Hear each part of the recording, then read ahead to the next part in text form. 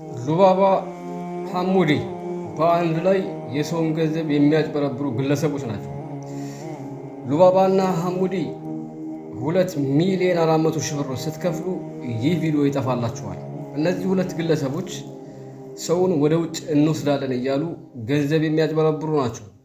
ከዛሬ 15 ቀን በፊት ቪዲዮ ሰርቼ ከዛም ካሉበት ጉድጓድ ወጥተው ቪዲዮ እንዳጠፋላቸውና ያለፈው ሳምንት ሮብ እንደሚከፍሉ ተስማምተን አጥፍቼላቸው ነበር።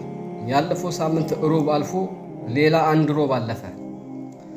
ከዚህ በኋላ ትዕግስት የለኝም። ሁላችሁም ሼር አድርጉ።